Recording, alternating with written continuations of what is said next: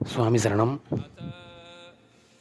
நம்ம என்ன கேள்விப்பட்டிருப்போம், நம்ம என்ன நினச்சிருப்போம் அப்படின்னு பார்த்தோன்னா, பரம்பொருளான அந்த தர்மசாஸ்தா மணிகண்டனாக பந்தல மகாராஜாவுக்கு மகனாக 12 வருட காலம் அவருக்கு சேவகம் செஞ்சு புலிப்பால் கொண்டு மகிழ்ச்சி சம்ஹாரம் பண்ணி சபரிமலையில் போய் அவர் அமர்ந்தார், மகாயோக பீடத்தில் போய் அமர்ந்தார் அப்படின்னு சொல்லிட்டு நம்ம கேள்விப்பட்டிருப்போம். ஆனால் பந்தளம்ன்ற ஒரு டைனஸ்டி உருவானது 10th செஞ்சுரியில் தான். அப்போது இந்த விஷயங்கள் அவர் தர்மசாஸ்திரம் மணிகண்டனாக 12 வருட காலம் சேவகம் பண்ணி பூலோகத்தில் சேவகம் பண்ணி மகிழ்ச்சி சம்ஹாரம் பண்ண சம்பவம் நடந்தது இந்த புராண காலத்தில் நடந்த ராமாயண காலத்தில் நடக்கிற கதை. இது நடந்த சம்பவம், உண்மை சம்பவம். அப்போது பந்தளம்ன்ற டைனஸ்டி உருவானது 10th செஞ்சுரியில் தான்.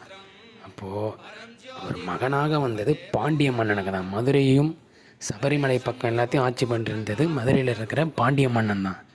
அந்த பாண்டிய மன்னனான ராஜசேகர பாண்டியனுக்கு தான் அவர் மகனாக 12 வருட காலம் சேவகம் செஞ்சு புலிப்பால் கொண்டு மகிழ்ச்சி சம்ஹாரம் பண்ணி சபரிமலையில் போய் அமர்ந்தார். அப்போது இந்த சம்பவங்கள்லாம் நடந்த இடம் மதுரையில் தான். அப்போது 10th செஞ்சுரியில் பாண்டியன் டைனஸ்டியிலேருந்து ஒரு பிரான்ச் பந்தளம்ன்ற இடத்துல செட்டில் ஆனாங்க. அவங்க சபரிமலை கோவிலை திரும்பி ஒரு பிரதிஷ்டை நடத்தி அவங்க அங்கே இருக்கிற அந்த எல்லா ரைட்ஸையும் அவங்க எடுத்து நடத்த ஆரம்பித்தாங்க. அப்போது பந்தளத்தில் வளர்ந்தது யார், பந்தளம்னு சொல்கிறாங்களே, பந்தளத்தில் வளர்ந்தது யாருன்னா ஆரிய கேரளவர்மன். பந்தளம் டைனஸ்டி பற்றியும் ஆரிய கேரளவர்மன் அவரை பற்றியும் நம்ம அப்கமிங் வீடியோஸில் டீட்டெயில்டாக பார்ப்போம்.